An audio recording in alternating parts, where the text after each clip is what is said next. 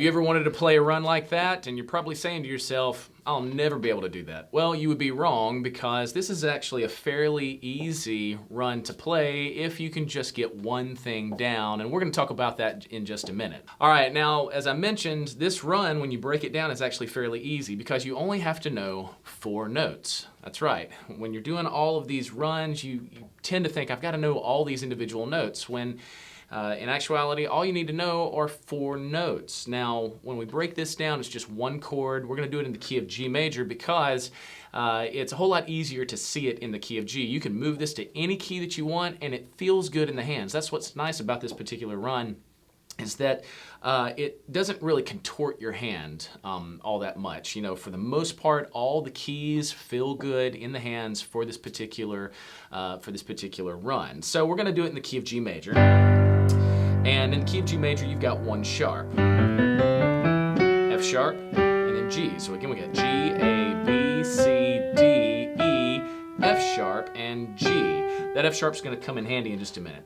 Now, this particular run is based off of a major chord. Now, you know, a lot of people, they might play their runs like this, something like that. And that is all fine and good, but we want to add a little bit more color to it. So we're going to take this G major chord, which is built off of the 1, 3, and 5 of our scale. 1, 2, 3, 4, 5, 6, 7, and then it starts over. So 1, 3, 5. What we're going to do is we're going to take that 3, and we're going to lower it a step to our 2nd scale degree. So we're playing 1, 2, and 5. Already you can hear that sound.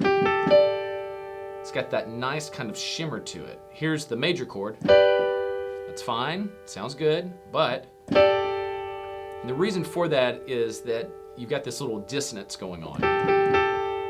Remember, you've probably heard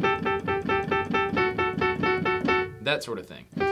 So it's got that little dissonance, and already you can hear the run that we're about to do because of this chord. And what we're going to do is we're going to take the 5th degree up here, and we're going to double it an octave down. So we're playing D, G, A, and D. And right there is the chord. That's the 4 notes that you need to know when playing this run.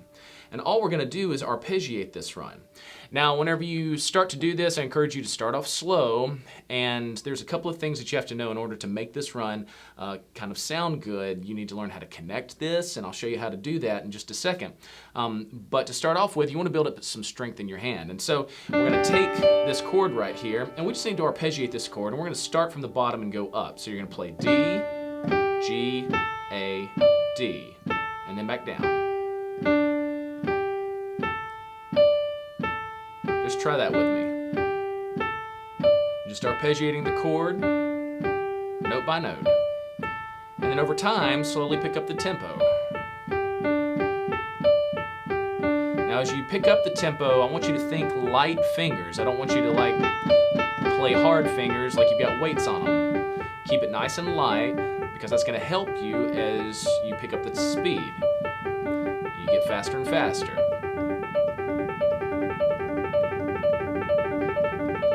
As you do this, you can add in your sustain pedal if you want. Notice it adds that shimmer to it. And slow it down, because you want to make sure you've got control over it. Now once you've done that, you can move up an octave. Just move up the entire octave, the same thing again. Back and forth. And you don't want to tense up your hand. You want it to be a little bit of a rocking motion. You can see my hand rocking. And I'm using light fingers. I want to stress that, light fingers. Then move up an octave. Back down. Back down. Back down. Now the thing that we have to do is we have to learn how to connect these two octaves. That really is the key. And this is a run that I call a double tap run. And the reason for that is that we're not just playing note, note, note, note, note, note, note going up. There's a point where we play a note twice that almost like resets the pattern. So if we take this and we move up, and we strike this D, and then we're going to move up the octave. See this D here? We have to restrike it. So I restruck this D, and the key to it is getting your thumb in place before it's really time to strike that note. So as I'm coming up, you notice even in this next to last, this A, my thumb is almost even with the A, so that as I strike this D, I can restrike immediately. I'm not waiting until I strike to move. If you do that, you'll never get the rundown. You need to be in place so that you can restrike, and then same thing again. Notice I'm up here. Same thing coming down. As I come down, as I'm striking this D, I want my pinky to be almost there so I can restrike again. Restrike again. And so as I go up, and I restrike that. So what I want you to do here, we're going to take it slow, and I want you to play the pattern going up, and then restrike, and then do it again. So it's like that. Again. Do it with me.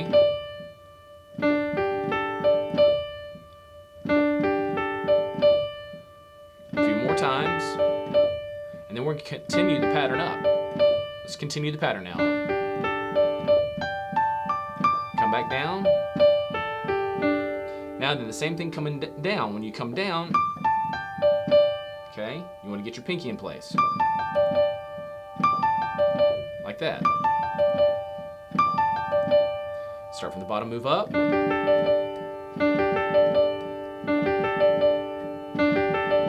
Start from the top, go down.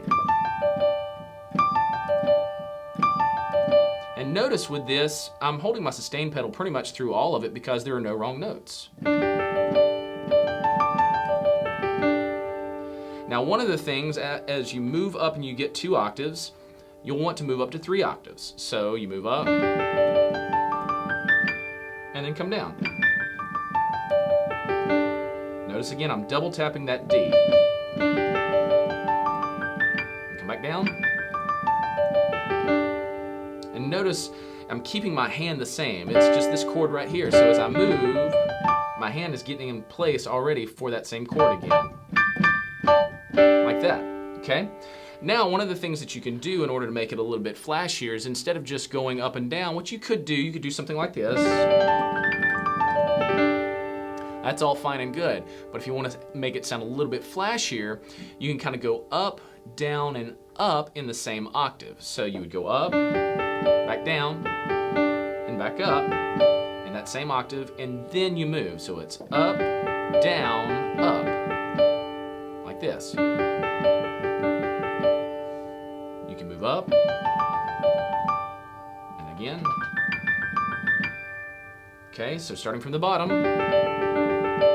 and then once you hit that D at the end, you move and you restrike.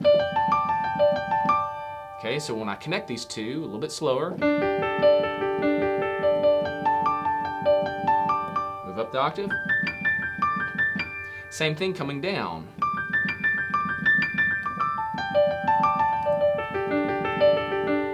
Okay, coming down.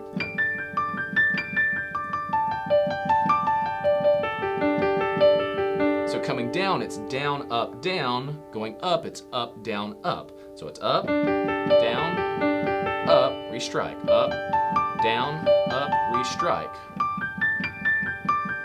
Now coming down, it's down, up, down, restrike. And then once you build up your speed, it can sound like this.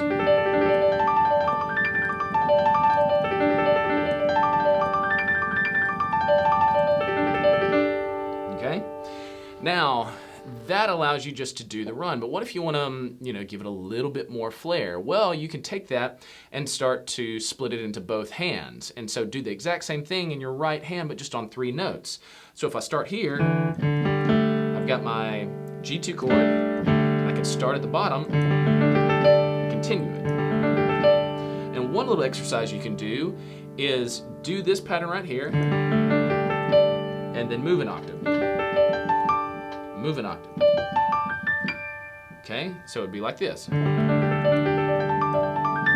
that. And then pick up the tempo. See, it gets a little bit flashier that way. Same thing again, if you want to add that in with the pattern you've already learned with the up, down, up, You can start with your left hand, and as you end the pattern in your right, you add the left. So it's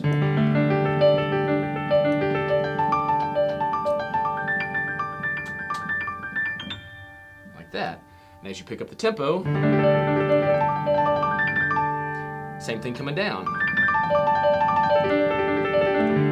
Notice that as I'm coming down, I strike my right hand first, and then I play my left, and then I play my right. So going up, coming down. So again, I'm just doing that pattern to my left, starting. I start out, and then I do down, up, down, and then redo the entire pattern. Like that, coming down.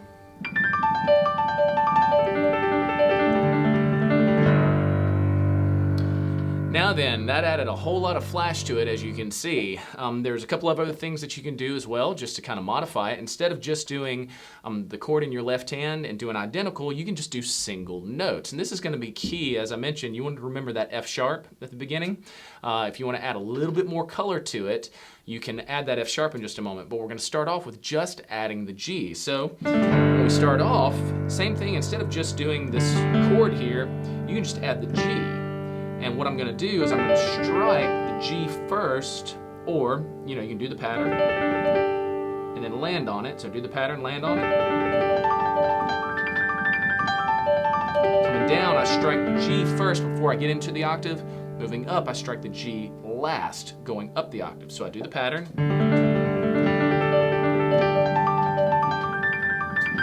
Like that. Coming down, I strike it first. Come down, come down. Okay, so again, going up, I'm going to strike it last going up. Okay, notice that?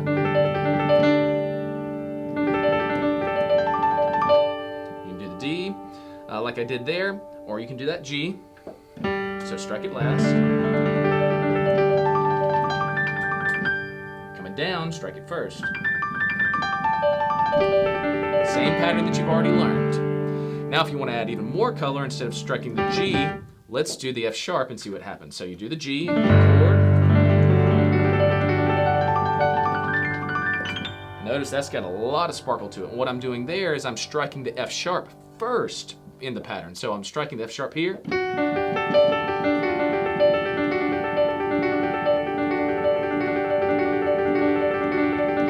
Like that. So strike the pattern and strike the F sharp first.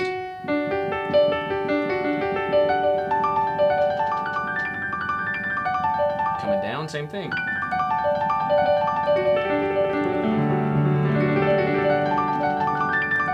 And you go back and forth.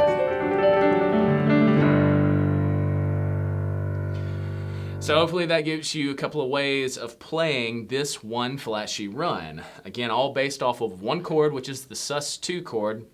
And then what you can do is, it's got that double tap in there. Remember, we're just dividing that up like that. And then you restrike that D. As I mentioned, you can do this in any key. I can take this to C. Do it to D.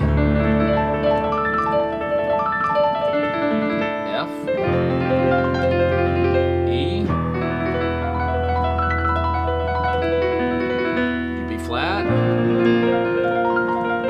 You can see a variety of keys. In addition to that, you can play that same run in G, that G2 chord, and I can just change my root. So I could do it over G, I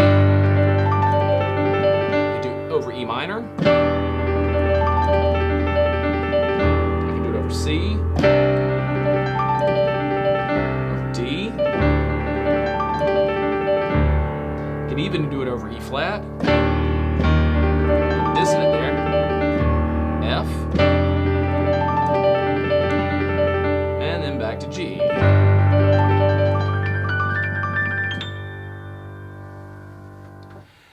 And that's our one flashy run. As you can see, it's a very versatile run. You can play it over different roots there. And again, it's just based off of 4 notes. We're doing that Sus2 chord. We're taking the 5th of the chord and we're doing octaves in our right hand with the 1st and 2nd scale degrees there on our index finger and our middle finger. And that really helps.